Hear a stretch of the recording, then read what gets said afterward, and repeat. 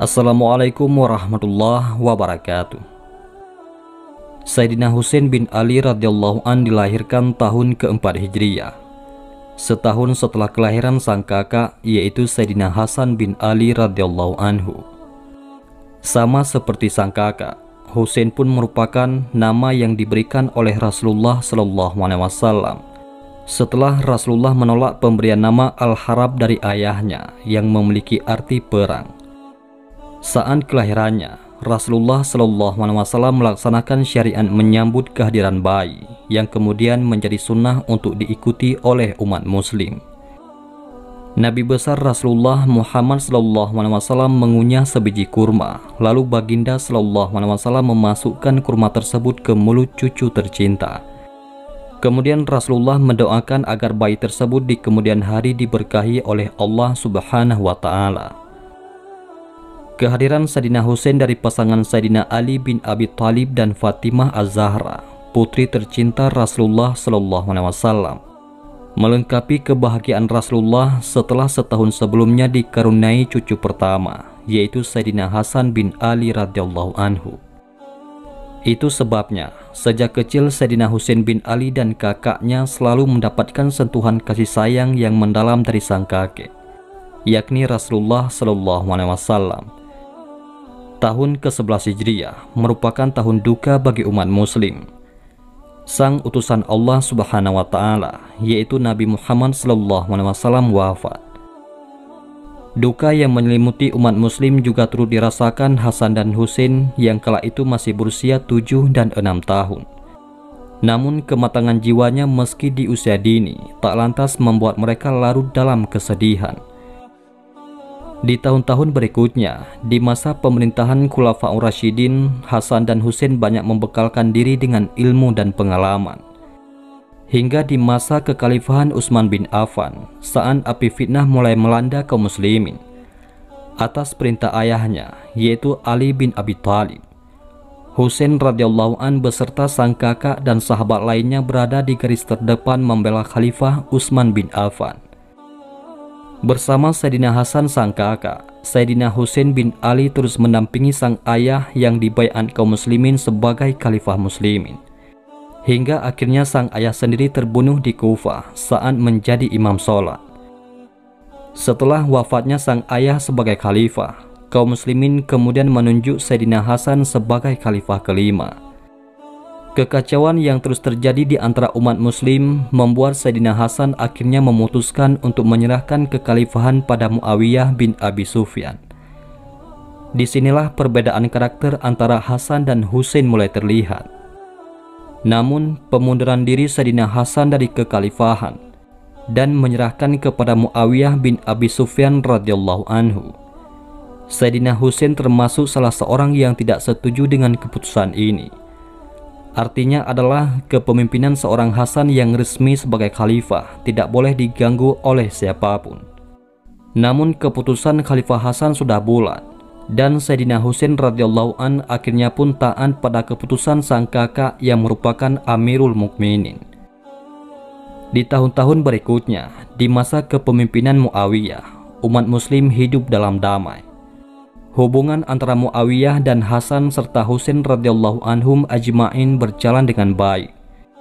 Namun wafatnya sang kakak, yaitu Hasan radhiyallahu an pada tahun 49 Hijriyah, membuat Husain bin Ali lebih mandiri. Hingga tahun 60 Hijriyah, sebuah peristiwa mengejutkan umat muslim di Madinah mulai terjadi. Di akhir hayatnya, Khalifah Muawiyah di Damaskus menunjuk putranya yaitu Yazid bin Muawiyah sebagai penggantinya sebagai khalifah muslimin.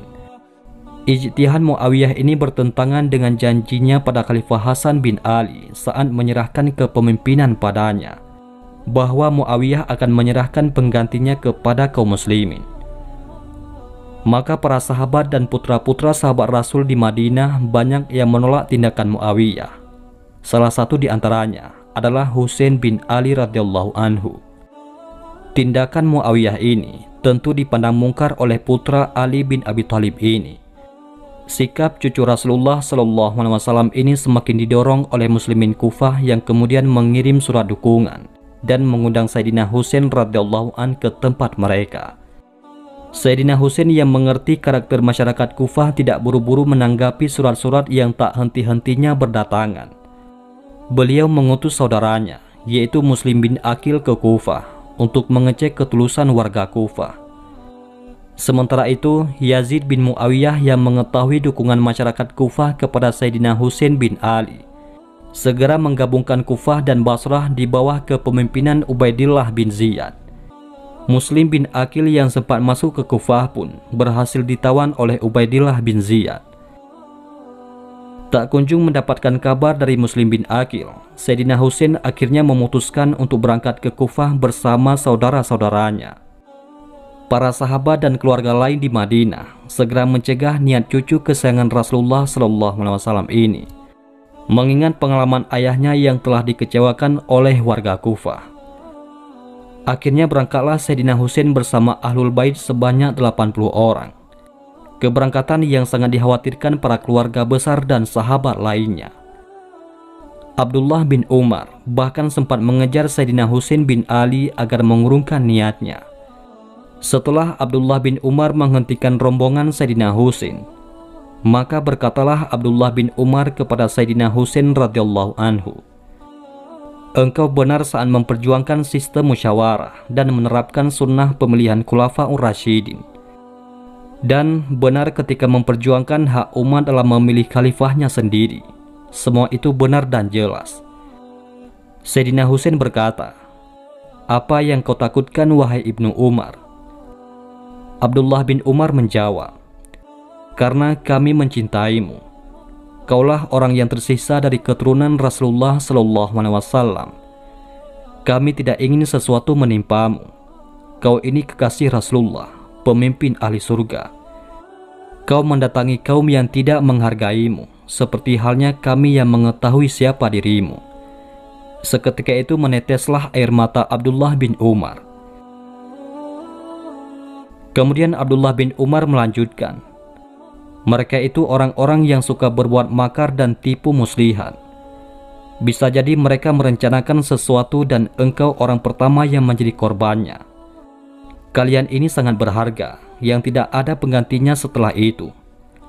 Apa yang Allah palingkan dari kalian itu lebih baik bagi kalian, maka kembalilah wahai Husain, kembalilah." Berkatalah Sayyidina Husain radhiyallahu anhu, "Demi Allah yang memiliki segala urusan, wahai Ibnu Umar, Allah melakukan apa yang Ia kehendaki. Setiap waktu Allah melakukan segala urusannya. Jika Allah menetapkan ketetapan sesuai yang kita inginkan, kita harus bersyukur dan memujinya atas karunia yang diberikan pada kita. Dan jika ketetapan Allah itu tidak sesuai dengan keinginan kita, maka itu tidak akan menyakiti bagi orang yang niatnya benar dan ketakwaan menjadi sandarannya." Namun tekad Sayyidina Husain sudah bulat.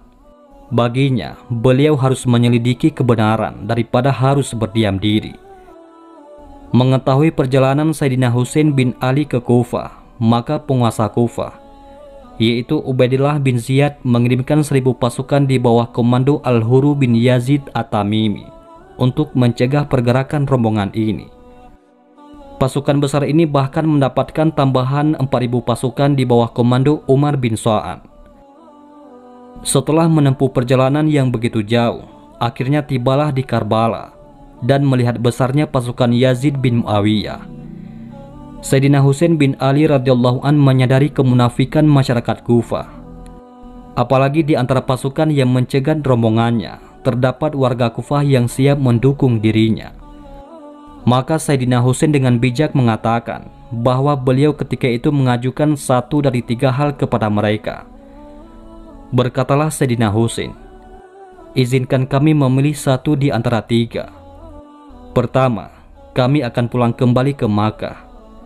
Kedua, jika kami tidak pulang ke Makkah, maka kami akan pergi ke salah satu negeri jihad, dimanapun kami akan pergi ke sana. Dan yang ketiga, izinkan kami langsung menghadap ke Yazid di Syam."